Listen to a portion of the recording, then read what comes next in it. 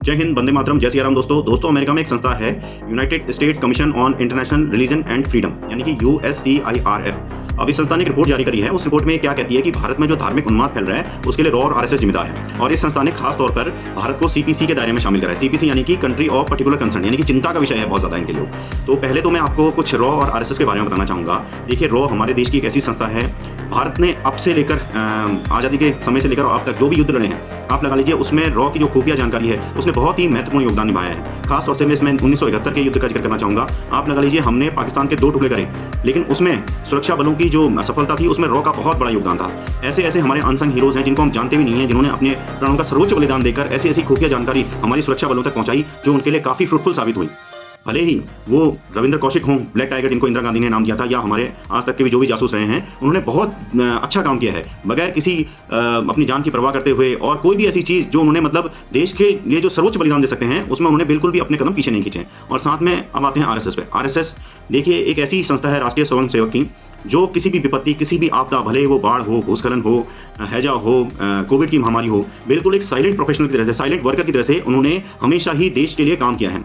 1962 का चाइना युद्ध देख लीजिए, जहां पर RSS की जो कार्यशैली से प्रभावित होकर सरदार पटेल ने उनको 1963 के जो रिपब्लिक डे परेड में था उनको आमंत्रण दिया।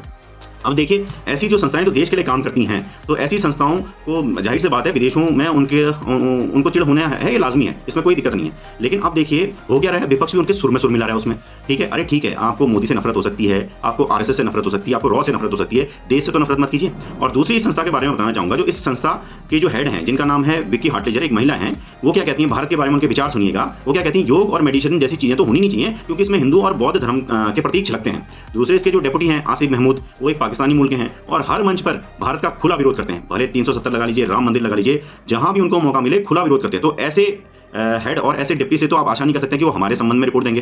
तो एक तो अमेरिका को ना बहुत ज्यादा चिंता है, मतलब ये खास तौर पर भारत के संदर्भ में। अभी बांग्लादेश में विगत कुछ दिन पूर्व जो हिंदुओं का जेनोसाइड हो रहा है, जो वो अभी भी हो रहा है, तो उसमें इनकी कोई इनकी रिपोर्ट ऐसी नहीं आती है। आप लगा लीजिए, साथ में इनका एक अखबार है न्यूयॉर्क टाइम्स क्या कहता है, जब शेख हसीना ने बांग्लादेश से एग्जिट करा तो इन्होंने एक रिपोर्ट दी अपने न्यूज़पेपर में फ्रंट में। उसमें लिखा इन्होंने, Hindus in Bangladesh face revenge attack after Sheikh Hasina exit. यानी कि रिवेंज अटैक, इसका मतलब ये है कि जब शेख हसीना की सरकार थी तब तो जो हिंदूज थे, वहां के जो बांग्लादेशी मुस्लिम थे, उन पर अत्याचार कर रहे थे। ठीक है, इसका मतलब तो यही हुआ। जब इस लेख का बहुत ज्यादा विरोध हुआ तब इन्होंने इसे अपने ट्विटर हैंडल से और पेपर से हटाया। लेकिन क्या है, इन्होंने एक बार चिंगारी तो लगा दी, तो इनको इन चीजों में बड़ा मजा आता है। और देखिए, ये इनकी जो सोच है, मैं पहले भी बता चुका हूं कि जितनी भी वेस्ट की कंट्रियां हैं, ये भारत को हिकारत की नजर से क्यों देखती हैं, क्योंकि ये भारत को प्रोग्रेसिव होते हुए देखना ही नहीं चाहती हैं। और हल्के हल्के जो भारत अभी प्रगति कर रहा है, तो खास तौर से अमेरिका जैसे देश और यूरोपियन यूनियन जैसे देश क्यों हमें देखना चाहेंगे। इसका एक मेन रीजन ये भी है, अभी से नहीं, 1000 साल पहले से भी आप उठा के इतिहास देख लीजिए। देखिए, जो चीजें आजकल के ये टेक्नोलॉजिकल युग में जो चीजें आजकल सामने पर उभर कर आ रही हैं, अब मैं बताना चाहूंगा कि जैसा ये लोग कहते थे कि भाई अभी से 100 साल पहले की पृथ्वी तो चपटी है, बाद में इन्होंने कहना शुरू करा गोल है।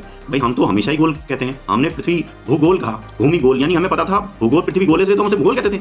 जो ज्योग्राफी का इनका वर्ड्स है उसको हम हिंदी में भूगोल कहते हैं, हमें पता है इसलिए हम भूगोल कहते हैं। और दूसरा, कैप्सलर्स ने 9 ग्रहों की खोज करी बोलते हैं, लेकिन हमारे वेदों में तो 9 ग्रह हमेशा ही पूजनीय है, 9 ग्रहों का नाम लिया जाता है। ये तो भी 50-60 साल पहले इन्होंने निकाला कि 9 ग्रह होते हैं। तो जैसे जैसे ये चीजें सामने आ रही हैं और साइंटिफिक भी, हमारे धार्मिक जो चीजें हैं वो प्रूफ हो रही है साइंटिफिक तौर पे, तो इनको और चिढ़ होने लगी इस चीज से। तो इसलिए मैं आपको बोल रहा हूँ कि हमेशा ऐसी जो चीजें हैं उनका हमेशा ही विरोध होना चाहिए, और विपक्ष हो या पक्ष हो, ऐसे लोगों को सुर में सुर मिलाने की आपको कोई आवश्यकता नहीं है।